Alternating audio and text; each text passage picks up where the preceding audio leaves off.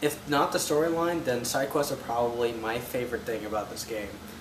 For the first time ever, you actually feel like you get a sense of exploring the town because you get all these side quests or missions, whatever you want to call them.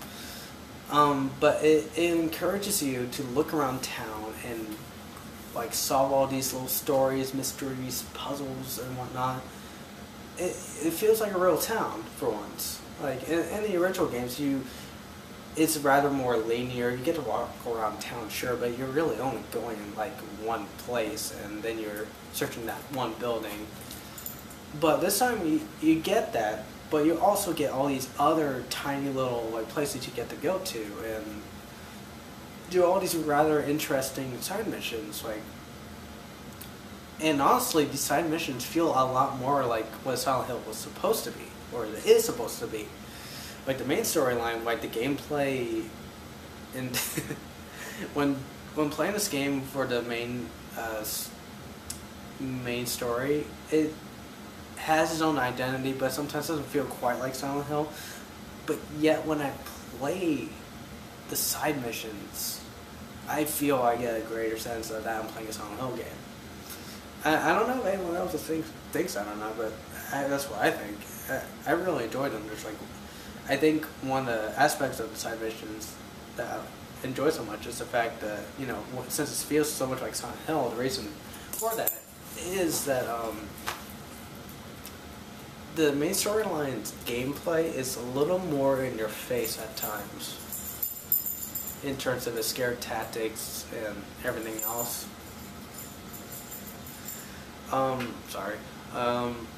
With the side missions, it's a lot more less in your face and more trying to get under your skin kind of stuff, which is what Silent Hill is a lot more like. It's more meant to be like really disturbing and creepy and more psychological. And once it gets under your skin and like really scratch at the back of your mind and just really mess with you.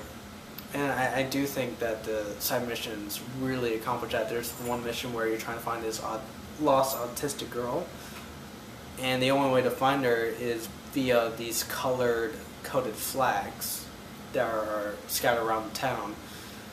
And for her, they were a means to getting home. For you, it's hopefully you follow them and hoping that you find her and where she disappeared to. And the way that the game handled this story was really well done. It was very Silent Hill-esque. Like, there's nothing in your face. There's a lot of cryptic, what's the word I'm trying to look for? There's a lot of hinted kind of stuff. Like, it doesn't tell you directly exactly everything, not until maybe the very end. But there's like, you don't meet anybody, you don't see the girl, you don't see the mother or anything like that. You don't see any ghost spooky spirits that the main storyline probably would have done.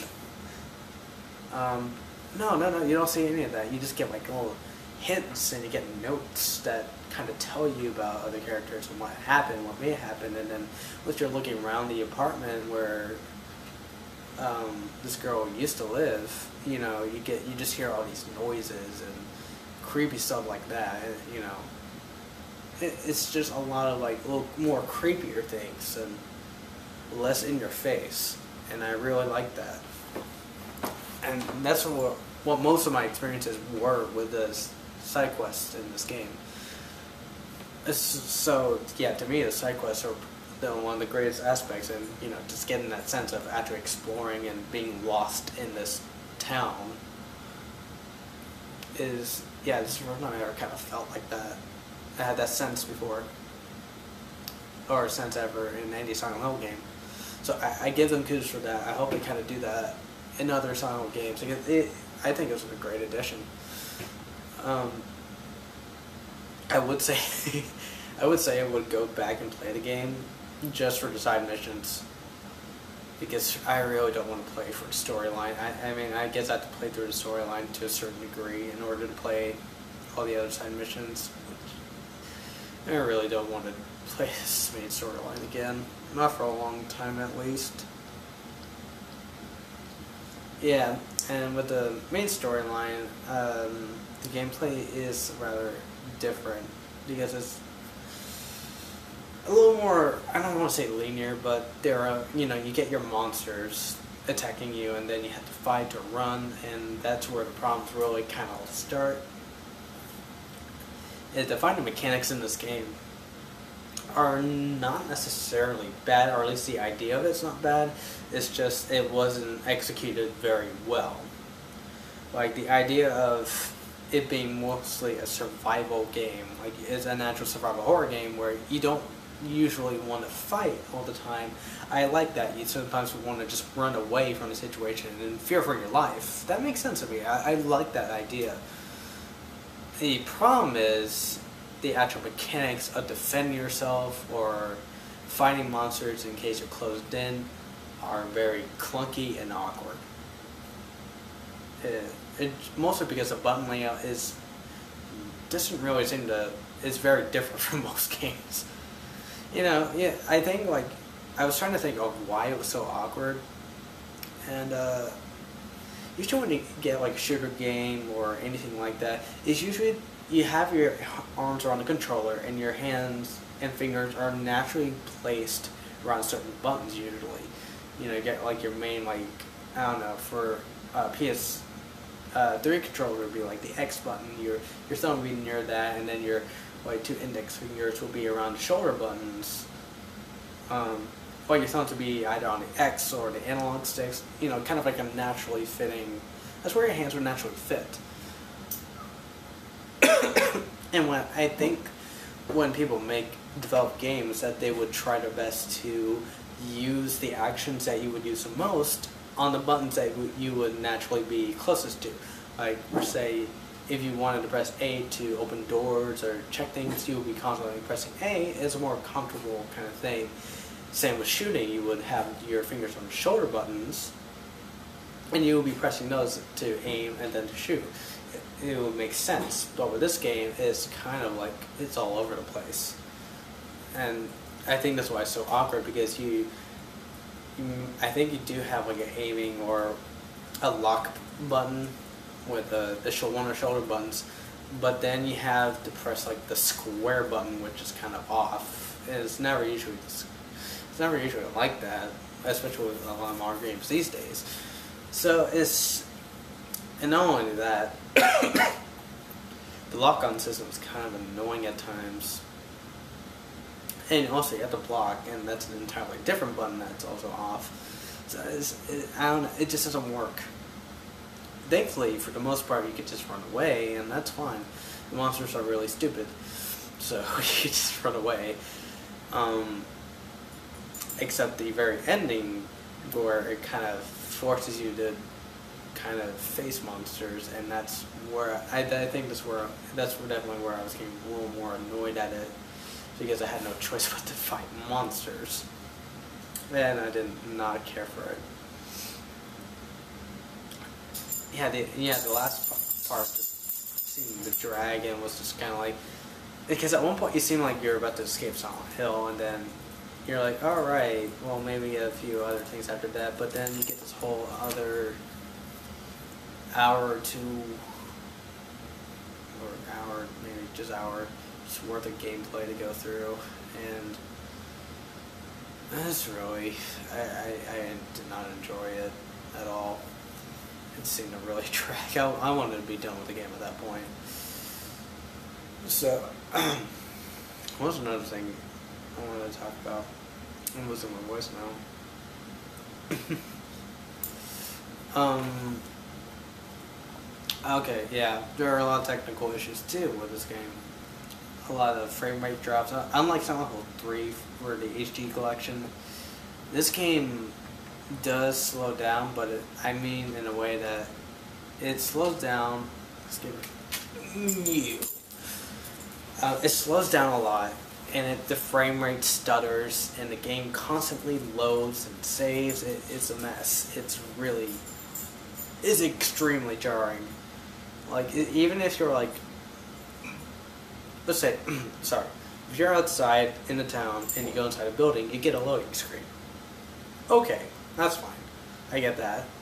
but then say you're in that building and you're just going into one of the rooms. Well, it's part of the map already. It's part of the level that you're in. You shouldn't need to load anything. But whenever you open the door, it starts loading, and whenever the loading icon appears, the game starts stuttering, and it just gets, it's kind of annoying at times. It really brings you out of the experience. Yeah, that's probably the right way to get started. There's a lot of things, like technical things, that really bring you out of the Silent Hill experience that you want to have. I hope they fix that with patches, but seriously, it's a decently big issue. I mean, I don't know if I would say it's a game-breaking issue, but it's a decent issue that needs to be addressed. So this game, I enjoyed it, but I also had a lot of things I didn't enjoy about this game. It's a very mixed bag. So, I mean, the driving point to me was side quest and the storyline, and they were good. They were really good. I really enjoyed them. It's just a matter of, if you want to get this game, or you want to figure out how you want to, why you want to get this game. Let me just say this: the storyline is good. The side quests are fun. The gameplay is a mixed bag, and you're gonna have to probably need a lot of patience with this one. It's not for everyone either. It's a very different Silent Hill experience. I'm sure a lot of veterans are not pleased with this one. I personally think it's a lot better than Homecoming. I didn't hate Homecoming per se. I just did not like it. Like, I don't think, I was like, oh, it's the worst game of all time. No. It's not that bad. It's just really dull. It was just really dull to me. Yeah, in this game, I was interested in it. The storyline kept me going. The side quests were fun.